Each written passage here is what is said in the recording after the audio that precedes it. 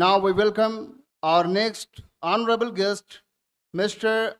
Amir Ali Khan Saab, a respected member of the Telangana Legislative Council and the editor of the streamed Siyasat newspaper. We would be honored if you could share insightful vision for 2047, focusing on the dynamic fields of media and politics. अस्सलाम वालेकुम। Stage पर तशरीफ़ फरमा Shaheen group के सदर और दीगर मेहमानान और हाजरीन, विजन 2047 की जब बात आई थी, मुझे जब दावत दी गई थी, तो मैंने इसलिए भी कबूल किया कि 2047 को विकसित भारत के नाम पे माना जा रहा है गवर्नमेंट ऑफ इंडिया की तरफ से। उसमें ये कहा जा रहा है कि हिंदुस्तान तरक्की याफ्ता मुल्क में हिस्सेदार बन जाएगा या उसका हिस्सा बन जाएगा। वहाँ पे समाजी तौर पे लोगों को तरक्की मिलेगी, माशी तौर पे तरक्की मिलेगी, एनवायरमेंटल जो हालात हैं उससे इन सब को उबूर करके हिंदुस्तान तरक्की याफ्ता मुल्क में जाने वाला है। ये बहुत ही खुशाइन बात है, लेकिन मैं समझता हूँ कि ये सब अपनी चीज़ हैं, लेकिन क्या हमारे लिए भी ये चीज़ हो सकती है? मैं एक चीज़ ये कहूँगा, अगर नेगेटिव बात करूँ तो ये कहूँगा कि बग़ैर किसी भी मुल्क, हिंदुस्तान की बात तो अलग है, लेकिन किसी भी मुल्क की तरक्की उस वक्त तक नहीं होती जब तक कि उस मुल्क के अक़लियतें तरक्की नहीं करती।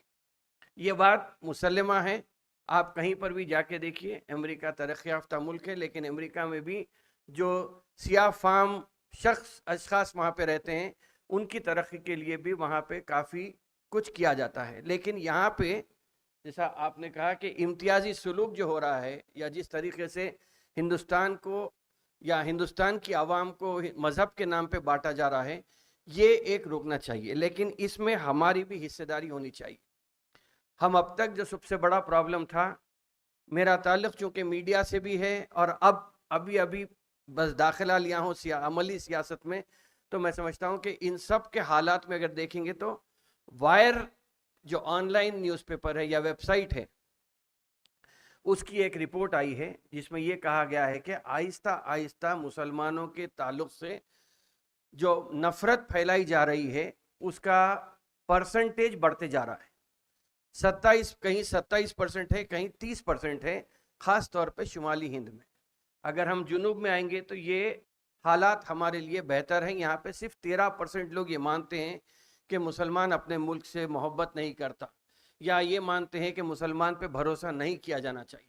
तो इन हालात में मैं समझता हूँ कि संजीदगी के साथ अगर हम आगे बढ़ेंगे तो ये एक चीज़ बहुत ज़्यादा 2047 की तरफ हम आगे बढ़ सकते हैं। हुआ यूँ कि आज़ादी के बाद से हम 10-20 साल तक हमारी माजी की बात करें, माजी की बात करने में हमारा हाल ख़राब हो गया और अब मुस्तकबिल की तरफ हम बढ़ रहे हैं। तो मैं समझता हूँ कि माजी को छोड़ के हाल को सामने रखते हुए मुस्तकबिल की बात करें। परसेंटेज में अगर अमली सियासत की बात करेंगे तो 4.6% हमारा पार्लियामेंट में हिस्सेदारी है। तिजारत में बात करेंगे तो ये भी बहुत कम है, बल्कि मैं समझता हूँ कि 1, 2, 4, 5 को हम हाथ पे गिन सकते हैं कि जो लोग इंडस्ट्रियली या कॉरपोरेट सेक्टर में अपना नाम बनाएं। इन ऐसे हालात में मैं समझता हूँ कि ये 2047 में तालीमी एतबार से तो, बल्कि मैं एक 1992 का वाक़या बताऊँगा कि 1992 में जब बाबरी मस्जिद की शहादत हुई, उसके बाद ये हुआ कि मुसलमानों में एक किस्म से तालीमी शऊर जागने के बाद लोग बोले कि हम जब तक तालीम याफ्ता नहीं होंगे हमारी हिस्सेदारी नहीं बढ़ सकेगी और हम कामयाब नहीं हो सकेंगे। 2002 के बाद गुजरात के फसादात हुए, उसके बाद एक अच्छी चीज़ ये हुई कि हमारे बीच में, पूरे हिंदुस्तान के मुसलमानों के बीच में एक नेटवर्किंग का काम हुआ, जो एक ताकतवर तौर पे हम अगर इस्तेमाल करते हैं, जैसा अभी आपने फरमाया कि हम नेटवर्किंग अगर होती है तो कौन कहाँ पे किस मुल्क के किस हिस्से में ताकतवर है, उसके साथ अगर हम कोई कोलैबोरेटिव एग्रीमेंट करते हैं, इसलिए कि हर चीज़ मैं नहीं कर सकता, जो चीज़ आप कर सकते हैं میں نہیں کر سکتا. آپ اگر سکسیسفل کر سکتے ہیں تو میں یہ کر سکتا ہوں کہ آپ ہم مل کے اگر کام کریں گے تو آپ کی تجارت بھی بڑھے گی, میں بھی مضبوط ہو جاؤں گا. تو اس قسم سے کوئی ایک نیٹ ورکنگ ہونا چاہیے جس کے بعد ہم آگے بڑھ سکتے ہیں. ایک یہ ہے کہ ایک پیریڈ تھا ہمارا جب یقیناً 13ویں صدی کی بات کریں گے تو ہم ہر چیز میں ہماری حصہ داری ہوا کرتی تھی, لیکن آج نہیں ہے. میڈیا بھی جس طریقے سے ہمارے کو, آپ دیکھیں سپٹمبر 11 کے ہی واقعات امریکہ کے ہوئے تو اس میں ہوا یہ کہ پورا دوش ہم پہ ڈالا گیا. وہی چیز کا تسلسل جاری ہے جو آج بھی ہمارے تعلق سے میڈیا میں نیگیٹو امیج کو زیادہ پھیلایا جاتا ہے. اخبارات میں ہوتے ہیں بہت سارے نیوز آتے ہیں جس میں ہم اگر کوئی آدمی, دیکھیے اڈوانی صاحب کی یہ بات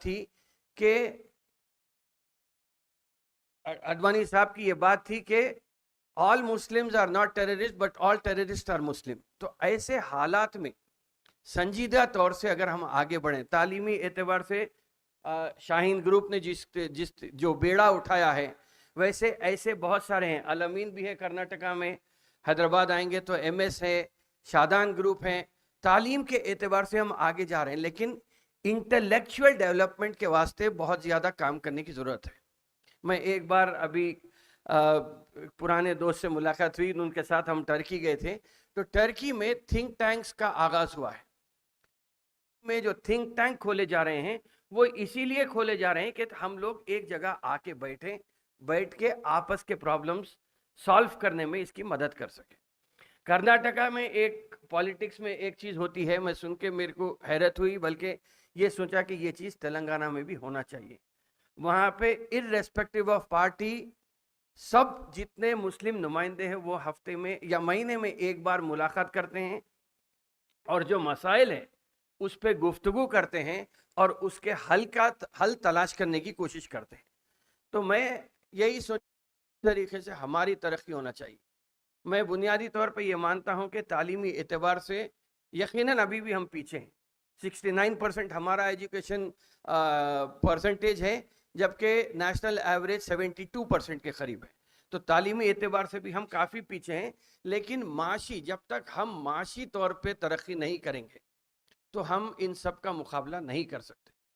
رہا سوال ابھی سیاست میں داخلہ لیا, تو میں یہی سوچ رہا تھا کہ جب معاشی ترقی کی ہم بات کر رہے ہیں تو میں نے یہ سوچا کہ 6 سال تو ایسے گزر جا سکتے ہیں, ایم ایل سی کے لیٹر لکھ کے یا کہیں نمائندگی کر کے گزار سکتا ہوں, لیکن میں نے یہ سوچا کہ 1 لاکھ لوگوں تک, یا یہ کہا جاتا ہے کہ تلنگانہ میں 50 لاکھ کی آبادی ہے اور 5 لاکھ کے قریب خاندان تلنگانہ میں رہتے بستے ہیں.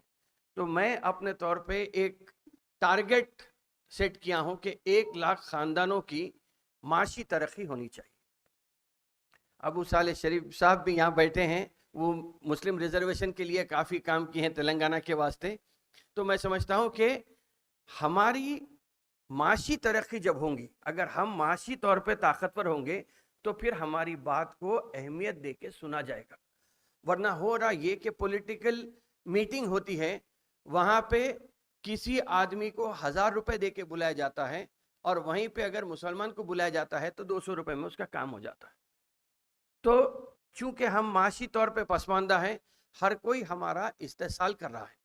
تو یہ ترقی کے لیے میں اپنے طور پہ یہ سوچا کہ یقیناً گورنمنٹ کی طرف سے بہت سارے فلاحی پروگرام ہوتے ہیں. میں اپنے طور پہ یہ سوچا کہ تلنگانہ میں 30 اضلاع ہیں.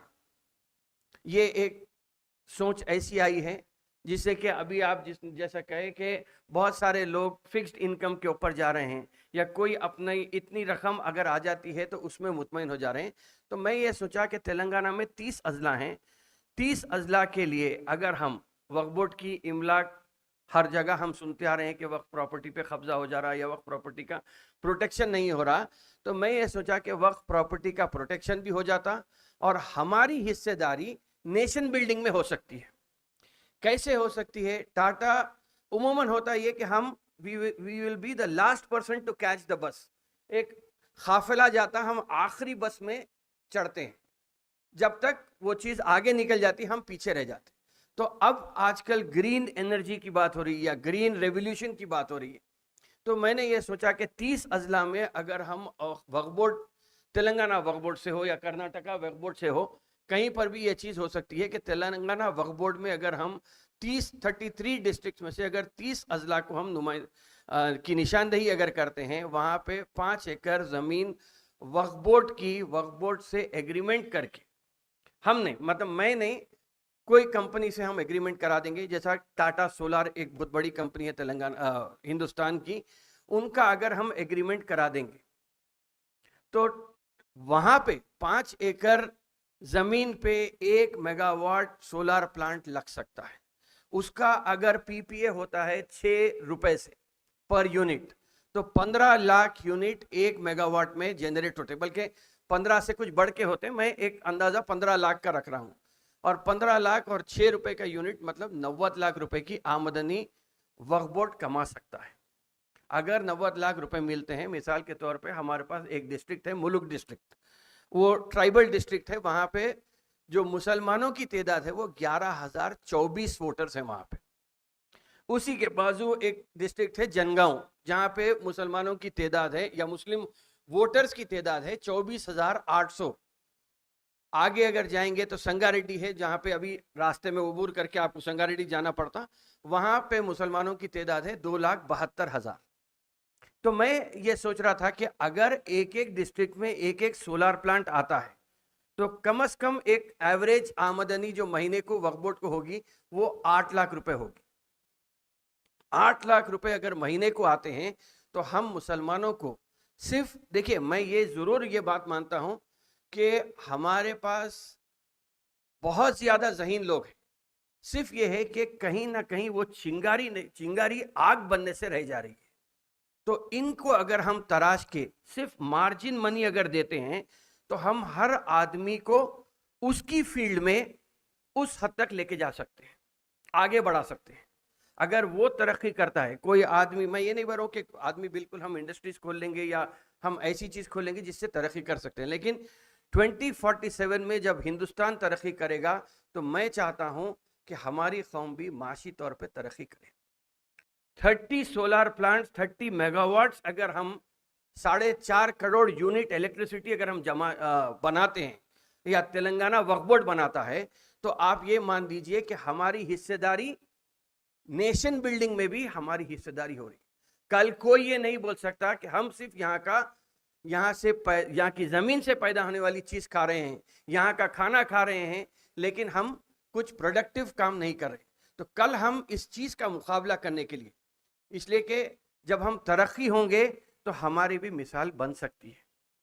اسی سلسلے میں چنانچہ یہی جو چیز ترقی کی بات ہو رہی تھی, تو اس میں ہم لوگ کل ہی بلکہ ایک رسمی طور پہ ہم ایک آغاز کیے ہیں کہ جس طرح تلنگانہ ٹی ہب کے نام سے مشہور ہو گیا ہے, ویسا ہم نے ایک ایس ہب کھولا ہے. ایس ہب میں ہم یہ چاہ رہے ہیں کہ جو بچے کہیں کا بھی ہو سکتا ہے, شاہین گروپ بھی ہمارے کو آئیڈینٹیفائی کر کے دے سکتا ہے. میں اس عزم کے ساتھ نکلا ہوں کہ اگر 10,000 نہیں 1 لاکھ بھی بچے آتے ہیں تو ہم ان کی رہنمائی کریں گے, ان کو ترقی کے راستے پہ دھکیل کے چھوڑیں گے تاکہ وہ وہاں سے اپنی ترقی کو یقینی بنا سکے. تو ہم نے ایک ایس ہب کھولا ہے سیاست ہب کے نام سے. ایس ہب میں ہم کوشش کر رہے ہیں کہ ایسے لوگوں کے بیچ میں جائیں یا ایسے لوگوں کو تلاشیں جو تعلیمی اعتبار سے ترقی کرنا چاہتے ہیں, جو لوگ ذہن میں آئیڈیا بہت ہیں لیکن یا تو مالی مسائل کی وجہ سے وہ لوگ پیچھے ہٹ جا رہے ہیں, یا کسی اور یا ڈسکرمنیشن بولیے آپ, یا کسی بھی چیز سے وہ ان کا راستہ اگر رک رہا ہے تو ہم ان کا ہاتھ تھام کے آگے بڑھانے کی کوشش کر رہے ہیں. اس لیے کہ جب ہندوستان ترقی کرتا ہے تو میں یہ دیکھتا ہوں کہ میری قوم بھی ترقی کرے. آج میرا داخلہ سیاست میں جو ہوا ہے وہ کسی اور وجہ سے نہیں ہوا, میری کوئی ایسی ذاتی قابلیت نہیں ہے. یقیناً میرے پیچھے ایک لیگیسی ہے 75 سال کا اخبار ہونے کی وجہ سے. آج صحافت کی اہمیت کو سمجھ کر, یا یہ سمجھیے کہ چونکہ گورنر کوٹا میں نامنیٹ کرنا تھا تو اسی بنیاد پہ میرا انتخاب لیجسلیٹو کونسل کے لیے ہوا ہے. تو میں یہ مانتا ہوں کہ جب یہ چیز ہوئی ہے, اور چیف منسٹر نے یہ بات کی بھی تصدیق کر دی ہے کہ میں نے کبھی اس کا مطالبہ نہیں کیا تھا, تو یہ بالکل میں سمجھتا ہوں کہ من جانب اللہ یہ چیز آئی ہے. اور 6 साल में मैं समझता हूँ कि जो चीज़ 75 साल में नहीं हुई या जो चीज़ 50 साल में नहीं हुई, इन चीज़ों को 5 साल में या 6 साल में इन चीज़ों को हम कामयाब करके मुसलमानों को तरक्की के तरफ आगे बढ़ाएं। और तरक्की के लिए मैं समझता हूँ कि जो आपने कहा है कि रिफा है, रहबर हैं, ऐसे बहुत सारे तंजीमें, एक अगर नेटवर्किंग होती है तो हम बैठ के डिस्कशन करके कोई एक ऐसा रास्ता निकालेंगे जिससे कि हम आगे बढ़ सकें। एक और आखिरी बात है, वो बात करके अपनी बात ख़त्म करूँगा, तो ये है कि माशी तौर पे या मुसलमानों के ताल्लुक़ से नफ़रत अगर फैलाई जाती है, इसके इजाले के लिए हर मुसलमान, मैं ये मानता हूँ कि आपको मालूम है शिर्क क्या चीज़ है और शिरकत करना क्या चीज़ होती है। तो आप बराए करम इस चीज़ को मान के चलिए कि अगर हम किसी के, ख़ास तौर पे हिंदुस्तान में हर महीना, हर 15 दिन में आपको कुछ ना कुछ ईद त्योहार होते हैं, उसमें अगर हम शिरकत करते हैं तो मैंने समझता कि हम शिरक कर रहे हैं। शिरकत करेंगे, हम उनके साथ मिल बैठेंगे तो मैं समझता हूं कि फिर आज़ादी से पहले का हिंदुस्तान हम बना सकते हैं। वरना जिस तरीके से जहर फैलाया जा रहा है, ये चीज़ आगे बढ़ते हुए और तासुबियत बढ़ जाएगी, इम्तियाज बढ़ते चले जाएगा और हमारे लिए हर कदम पे कुछ ना कुछ रास्ते को रोकने की कोशिश हो सकती है। तो मैं समझता हूं कि मैं एक ऐसे स्कूल में पढ़ा हूं जहां पे मुझे कभी नहीं मालूम था कि कोई मेरे साथ बैठा सो वाला कौन सी जात का है, मालूम हुआ था, लेकिन तेलंगाना बनने के टाइम पे मालूम हुआ कि SC, ST, BC, forward cast ये क्या होते हैं मालूम हुआ। तो मैं समझता हूं कि हम आज मिलजुल कर, जैसा हम इफ्तार की दावत में किसी को बुलाते हैं, मैं अभी याद आ रहा कि भीमन्ना खंडरे भी यहाँ पे MP हुआ करते थे उस ज़माने में, 90s की बात कर रहा हूँ मैं। तो मैं समझता हूँ कि जब हम इफ्तार की दावत में सबको बुलाते हैं, गैर मुस्लिम को बुलाते हैं, उन्हें टोपी पहना देते हैं, उन्हें मुशजरा उड़ा देते हैं, तो ऐसा हम उनके त्यौहार में भी जाना चाहिए। आगे बढ़ेंगे तो ही मैं समझता हूँ कि बातचीत से ही बहुत सारे मसले हल होंगे। और 2047 में हम ये सोच के चलें कि हमें मिलके रहना है। जब तक हम शीर और शक्कर की तरह हिंदू मुसलमान मिलके नहीं रहेंगे, हिंदुस्तान भी तरक्की नहीं कर सकता।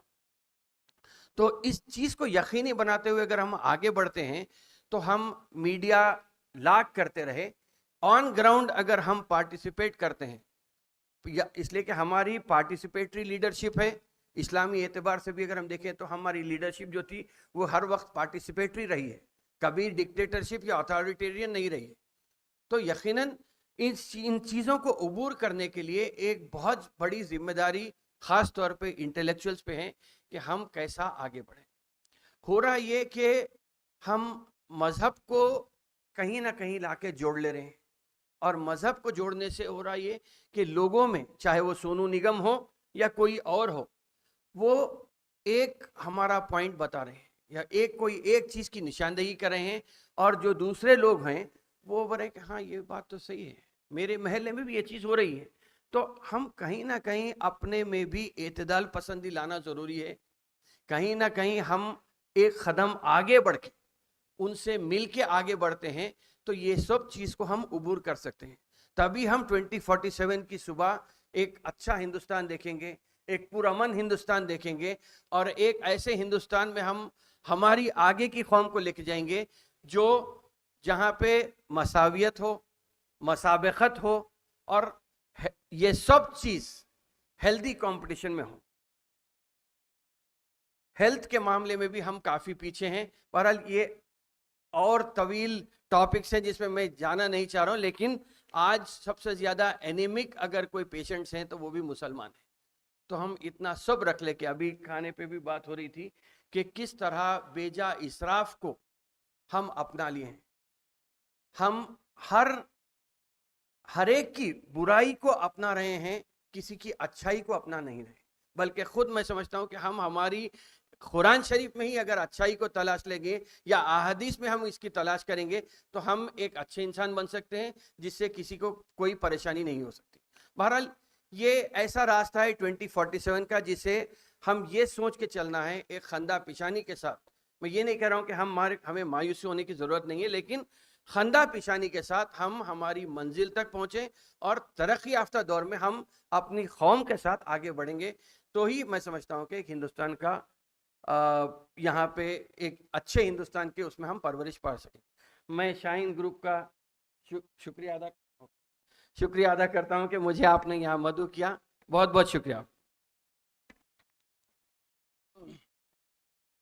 ہزاروں سال نرگس اپنی بے نوری پہ روتی ہے, بڑی مشکل سے ہوتا ہے چمن میں دیداور پیدا.